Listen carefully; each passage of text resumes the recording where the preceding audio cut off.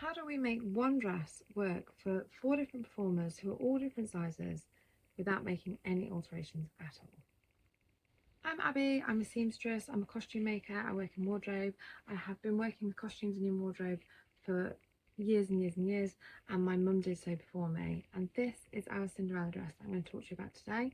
And she has been in our wardrobe for well over a decade and has been on stage many, many times.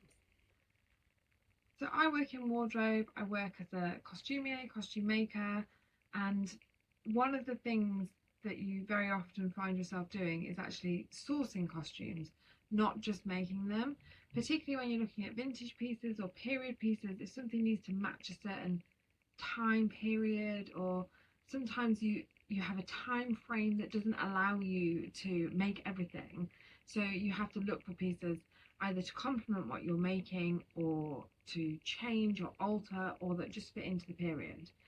And with something like this, on the timescale that we had when we originally needed the Cinderella dress, we didn't have time to make a full ball gown. So actually what we did was started with a wedding dress base. So we had a second-hand wedding dress, and you can find wedding dresses in all sorts of places inexpensively. They're never going to be cheap. Inexpensively, charity shops or online, eBay and things like that. The first thing I did with this wedding dress was take it and stuff it into the washing machine and dyed it. So I knew, because this is a polyester and it's not a man-made, it's not like a cotton or a linen, that the dye wouldn't necessarily take fully. So I got a darker blue dye, like a very bright blue, and dyed it in the hope that it would change colour, which it did.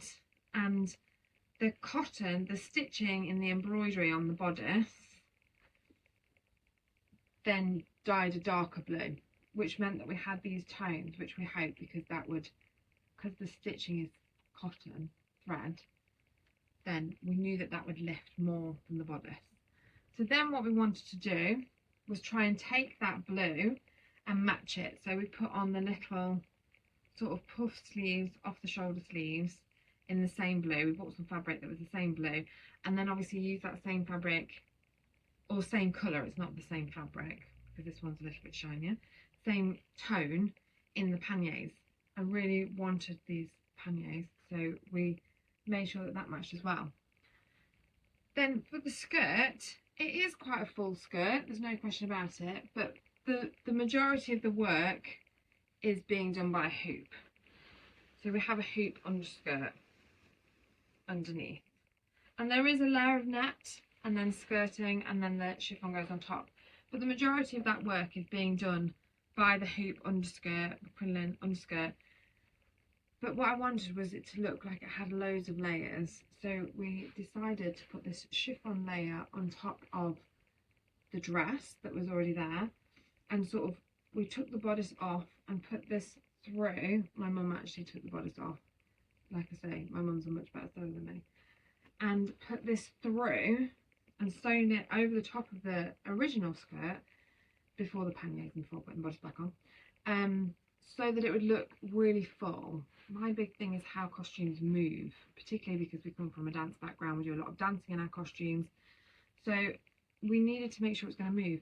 And the chiffon, because it's quite full and it's quite light, it just moves and looks like, it makes the skirt look like it's got tons and tons of layers, but in actual fact, a bit of net, a very good hoop, and some nice flowy chiffon gives the effect of loads of layers without having to do loads of layers. This is just a very gathered chiffon skirt, and it just moves beautifully. Obviously the skirt goes all the way around, it's full all the way around, so it looks like we've got a lot of movement in the back. So when she walks, obviously this sort of goes out behind. Got a nice noise as well. In the back had to fit different girls. This dress has been worn many times by many, many different princesses over the years. I mean, she's got lipstick stains on her and everything. But in the back we needed varying different sizes, which is not unusual in costumes. So there is actually lacing here, which is through the bodice, but underneath the lacing there is also a zip, because the other thing that this costume had to be in one of its lifetimes was a quick change. So underneath the lacing rather, there is a zip, and there is a zip with a pull on it, so that you can pull the dress on the floor, step into the dress, pull it up, do the zip up and go. And it really needed to be that simple, because obviously it's a Cinderella transformation, and essentially the actress ran off, had a couple of seconds, maybe 45 seconds, I think, 30-45 seconds to get out of her rags and into her dress while the carriage was transforming on stage and all that. I don't know how long it was, I can't remember, but it wasn't very long. But it's very simple with a dress like this, because you can step straight into it and then just pull the zip. And we had the pull on the zip, just straight up pull. The lacing then was just taken out altogether, and then the lacing could have been put in later on. So the lacing can be there or not there.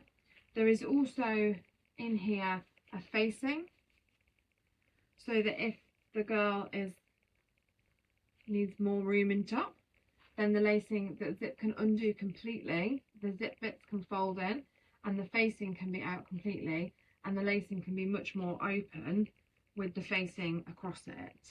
So really this bodice can go up and down 4 dress sizes easily. So because the hips are quite free, as long as we can get the bodice on, which, like I say, with all the different sizings you can, then this can fit a whole variation of different girls without us needing to do any alterations to it, because it's a very sturdy bodice, and with between the zip, the lacing, the facing and all the different variations, she can fit a load of different girls. Lots of different girls can go to the ball. Initially, when Cinderella was out a lot, she was seen in the daytime. It was a lot of daytime events, so we didn't have many sequins. But then when she went on stage and started being used in stage shows, then we wanted to add a bit more sparkle, because I think that one of the things that the princess always has is sparkle and needs to glint and glimmer. While this dress was beautiful and moved beautifully and was very big, it didn't sparkle. So at a later date we added sequins around the edge, we added sequins to the bodice, and we added more crystals. We had added some crystals and beads to the bodice initially, but we added more and kind of blinged her up a little bit more, so that she sparkled a lot more underneath the stage lights.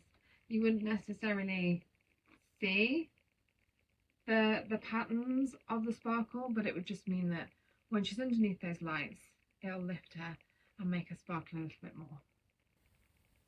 We have been working with this Cinderella dress and had this Cinderella dress for over a decade now. Well over a decade, I think. And she's lasted really, really well.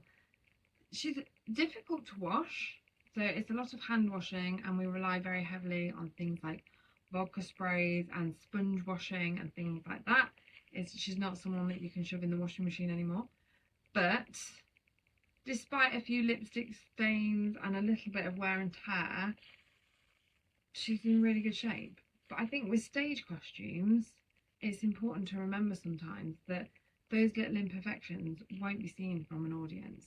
So yes, they might be very obvious to me when I'm standing next to it now, but there's no point in getting rid of a really good costume that's still in really good shape just because of a few imperfections that won't be seen from a distance.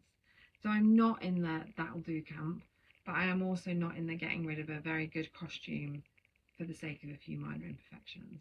So I'm hoping that Cinderella will keep appearing in events and on stage.